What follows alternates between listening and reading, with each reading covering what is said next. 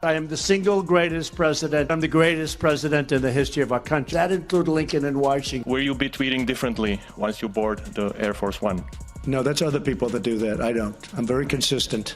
I'm a very stable genius. In no time, the stable genius remark was being repeated by the geniuses in Washington. Democratic Congressman Gregory Meeks couldn't stop saying it at a House hearing. Who's the stable genius? He's a stable genius. Stable genius, self-proclaimed stable genius. The congressman finally put it in a question to the Treasury Secretary. Are you a stable genius? I'm stable, and I won't refer to myself as a genius one way or another. My name is Donald J. Trump. The J stands for genius. President Trump certainly is stable when it comes to consistently describing his stability. Actually, he goes on to say, throughout my life, my two greatest assets have been mental stability and being, really smart. I'm a very intelligent person. Because of my genius, okay? I went from very successful businessman to top TV star to president of the United States on my first try. I think that would qualify as not smart, but genius, and a very stable genius at that.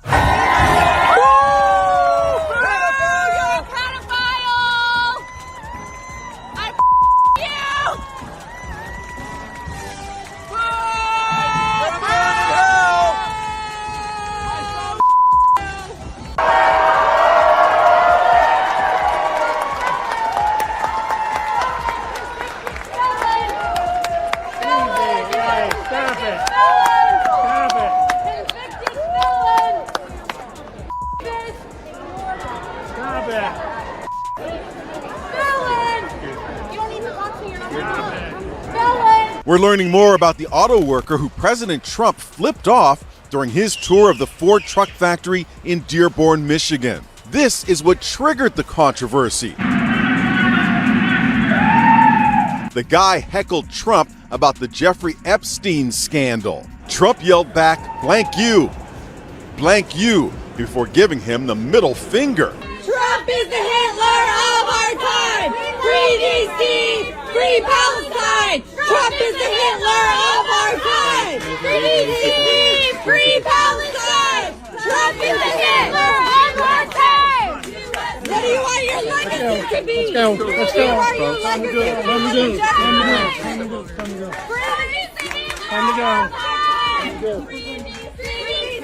Free Palestine! Trump is the Hitler of our time! And he was welcomed here! He's terrorizing communities in DC! Time to go. He's terrorizing communities Time to all go. over the world! Time to go. From Puerto Rico! Let's go. Free DC! Free Palestine! Trump is the Hitler of our time! Ashamed of yourself not standing up. You should be ashamed of yourself. That is why I'm also asking you to end deadly sanctuary cities that protect the criminals and enact serious penalties for public officials who block the removal of criminal aliens. In many cases, drug lords, murderers all over our country, they're blocking the removal of these people out of our country, and you should be ashamed of yourself. Small business optimism saw its single largest one-month gain ever recorded, a 41-point jump.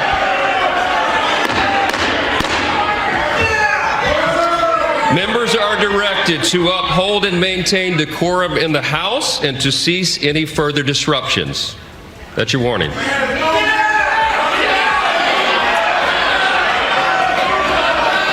Members are engaging in willful and continuing breach of decorum, and the chair is prepared to direct the Sergeant-at-Arms to restore order to the joint session.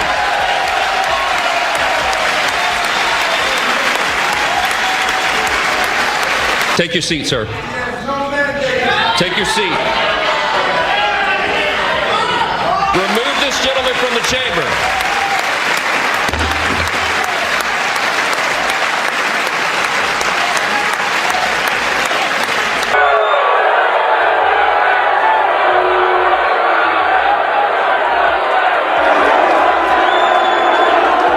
Either nominate us and put us in the position or give us your votes. I would say nominate or give us your votes. A lot of people think that we would know everything by now about a man, Donald Trump, a high-profile fellow, somebody who doesn't shy away from every aspect of his life.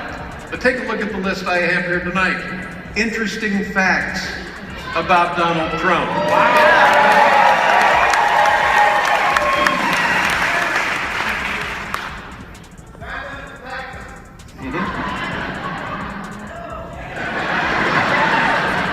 Number 10, send him to Texas.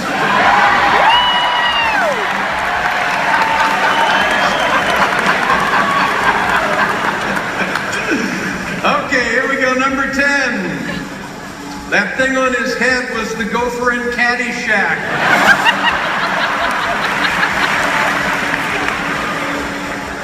Number 9, during sex, Donald Trump calls out his own name.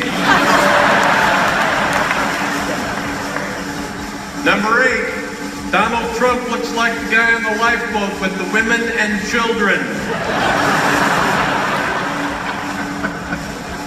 Number 7, he wants to build a wall. How about building a wall around that thing on his head? 2 jokes about the thing on his head. We've already done 6. That's right, we're only at 6. Number 6, Trump walked away from a moderately successful television show for some delusional bullshit. Oh no, wait, that's me. I don't know.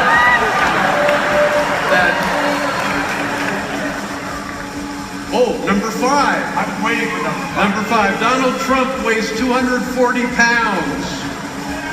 For well over a decade, Donald Trump has been surrounded by claims about having an exceptionally high IQ, with supporters and commentators often repeating impressive-sounding numbers whenever the subject comes up. Those claims have become part of his public image over the years, but one moment from 2013 stands out because Trump was given the perfect chance to clear up the speculation himself. There was no rally, no television interview, and no hostile debate. Instead, someone simply asked him directly on Twitter what his IQ actually was. It could not have been a more straightforward question, and all it would have taken was a single number to end years of guessing. Yet that answer never arrived. Instead of revealing a score, Trump responded without providing any verified figure, leaving the question unanswered. Years later, Stephen Colbert revisited material connected to Trump's time at Wharton and compared it with Trump's own public statements. The interesting part was that none of the evidence relied on leaked paperwork or anonymous sources. It came from Trump's own words that had already been preserved in the public record.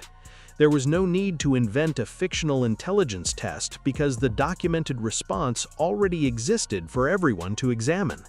Even so, countless versions of the IQ story continued spreading across the internet. One rumor claimed the Pope had somehow disclosed Trump's score. Another insisted that a member of Congress uncovered secret records. Yet another version suggested Colbert had exposed an aptitude test dating back to 1970.